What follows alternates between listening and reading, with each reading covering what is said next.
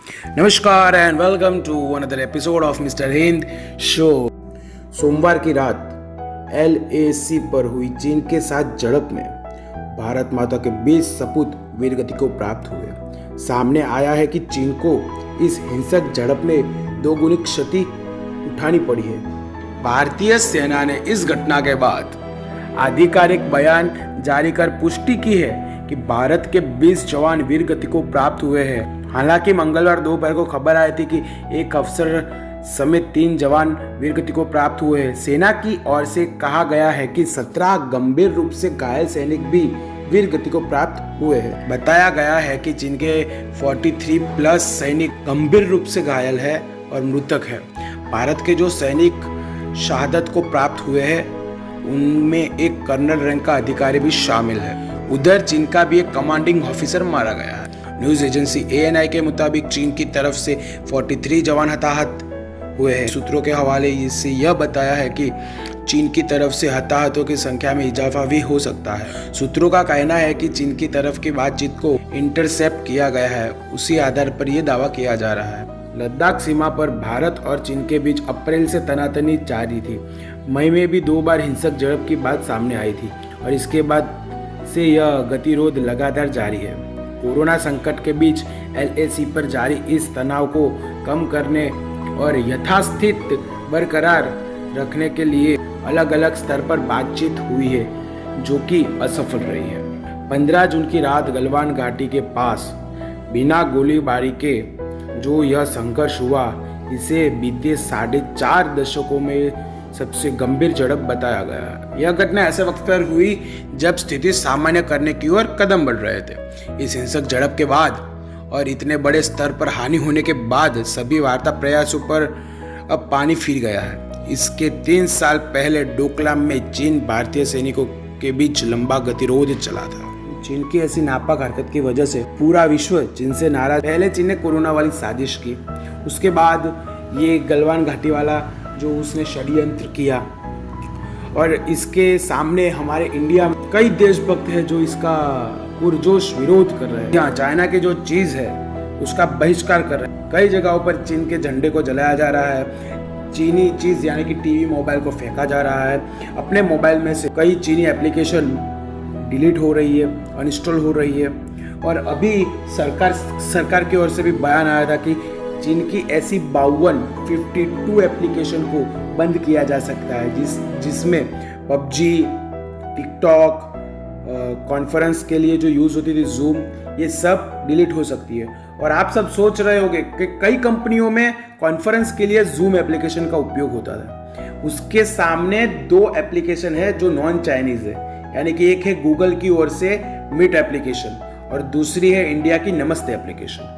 ये दोनों एप्लीकेशन की लिंक आपको डिस्क्रिप्शन में दी जाएगी। उसी के सामने कई बुद्धिजीवी हमारे देश में हैं जो चीन का समर्थन करते हैं, और कुछ ऐसे दोगले लोग हैं जो यूज चाइना की एप्लीकेशन करते हैं और स्टेटस में श्रद्धांजलि लिखते हैं। अरे भाई, अगर आपको चाइना से इतनी नफरत है तो उसकी चीज़ का बहिष्कार करिए, लोकल फॉर वोकल को बढ़ावा दीजिए, अपने देश की चीज़ का यूज़ कीजिए। हम ही हमारे देश की चीज़ का यूज़ नहीं करेंगे तो हमारा देश आगे कैसे आएगा। एक सिंपल भाषा में मैं आपको बता दूं, आप किसी जगह पर रह रहे हो, उसके आसपास कोई दुकान वाला है और उसके साथ आपका झगड़ा हो गया, तो आप क्या करोगे? सहज है कि आप वहां से चीजें लेना बंद कर दोगे।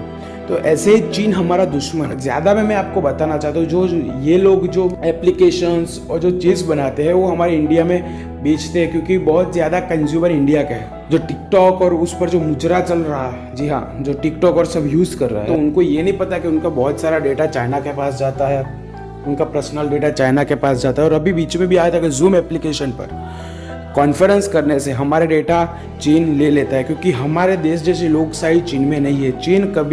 चीन कई बार सही आंकड़े भी हमें नहीं बताता। कोरोना की हम बात करें तो कोरोना काल में भी चीन ने अपने आंकड़े सही नहीं बताए थे। गलवान घाटी की बात करें तो उसके चीन के 43 प्लस सैनिक मरे थे, वो भी उसने गलत आंकड़े बताए थे, क्योंकि 43 से ज़्यादा सैनिक मरे थे, जो आज हमें पता चला रविवार को कि 50 से ज़्यादा सैनिक उसके मरे हैं। और हम ही हमारे देश का साथ नहीं देंगे तो हमारा देश आगे कैसे बढ़ेगा। आप जो चीज़ चाइना से खरीदते हो, आप सबको पता होगा कि चाइना और पाकिस्तान की कितनी बनती है। हम जो चीज़ चाइना से खरीदते हैं वो पैसा चाइना के पास जाता है और वो पैसा वो हमारे विरुद्ध यूज़ करती है, हमारे सैनिकों को मारती है। तो इनडायरेक्टली हमारे सैनिकों की शहादतों में जो हम चाइनीज़ चीज़ खरीदते हैं उसका भी हाथ है। तो क्यों ना हम अपने देश में ही चीज़ें बनाए। पूरी दुनिया में देखा जाए तो युवाधन हमारे पास है। स्वामी विवेकानंद जी ने भी कहा था सबसे ज़्यादा युवाधन इंडिया के पास है। और हमें बहकाने के लिए, हमें डिस्ट्रैक्ट करने के लिए चाइना ऐसी ऐसी एप्लीकेशन निकालता है जिससे कई लोग अभी देखे तो टिकटॉक, सब लोग टिकटॉक पे है, सब लोग पबजी पे है। ऐसा नहीं, कुछ इनोवेशन करते हैं, कुछ नया बनाते हैं जो देश को काम आए। और सामने ऐसे कई लोग भी है जो देश को काम आ रहे हैं, देश के लिए काम कर रहे हैं, कुछ नया इनोवेशन कर रहे हैं। तो हर सिक्के के जैसे दो पहलू होते हैं, ऐसे हमारे देश में दो किस्म के लोग हैं। एक जो देश का साथ देते हैं पूरी तरह से, और दूसरे हैं जो ऊपर से दिखावा करते हैं कि देश का साथ देते हैं, बाकी अंदर से खोखले होते हैं। यानी कि उनको चाइना की चीज़ें यूज़ करनी है, चाइना के मोबाइल्स, गैजेट्स, एप्लीकेशंस चीज़ें यूज़ करनी है, उनको छोड़ना नहीं है, फिर सिर्फ दिखावा करना है कि हम चाइना का विरोध कर रहे हैं। और दूसरे ऐसे लोग हैं कि जो चाइना की कोई चीज़ यूज़ नहीं करना चाहते, वो सिर्फ अपने देश में बनी चीज़ यूज़ करना चाहते हैं। अब कई सारे लोग देखे होंगे जो अपने मोबाइल के अंदर से सब चाइना के एप्लीकेशन जैसे कि टिकटॉक, पबजी, जेंडर, ऐसी कई सारी एप्लीकेशन डिलीट कर दी होगी, क्योंकि उनके लिए सबसे पहले देश है। हमारे लिए सर्वोपरि देश होना चाहिए। अगर अंग्रेज़ों की बात करें तो अंग्रेज पहले इंडिया में व्यापार करने आए थे और हमारे अंदरूनी फूट देखकर उन्होंने भारत पर कब्जा कर लिया था। और तब हम अनपढ़ थे और आज हम पढ़े लिखे और समझदार हैं। तो फैसला हम पर है कि हमें हमारे देश को किस दिशा में ले जाना चाहिए। लोकल फॉर वोकल को इंक्रीज कीजिए। इंडिया में कई ऐसे व्यापारी भी है, कितने लोग हैं कि भी सब ऑनलाइन चीज़ें खरीदते हैं, हमारे दुकान से कोई चीज़ नहीं लेता। तो हमारे जो माननीय प्रधानमंत्री मोदी जी है वो कह के थक गए, digital India, digital India. Digital India को समझो, अपने बिजनेस को ऑनलाइन लेके जाओ। पता है कि सब ऑनलाइन चीज़ कर रहे हैं तो हमको अपना बिजनेस ऑनलाइन ले जाना चाहिए, उसको डिजिटली प्रमोट करना चाहिए, साथ अपना बिजनेस ऑनलाइन ले जाओ। तो ऑनलाइन ले जाने से आपको दो फायदे होंगे, एक तो आपका बिजनेस बढ़ेगा और दूसरा आपको जहाँ से कस्टमर चाहिए वो सब कस्टमर मिलेगी, आपका बिजनेस ऑनलाइन जाएगा।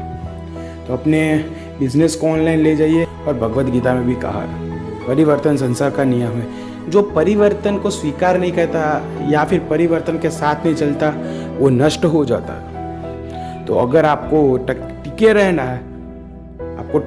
है, आगे बढ़ना है, तो परिवर्तन को स्वीकार कीजिए, डिजिटल आंधी को स्वीकार कीजिए, लोकल फॉर वोकल को बढ़ावा दीजिए, देश के साथ खड़े रहिए। जिनकी सबसे बड़ी ताकत उसकी अर्थव्यवस्था है, क्यों ना हम उसकी अर्थव्यवस्था पर ही धावा बोल दें।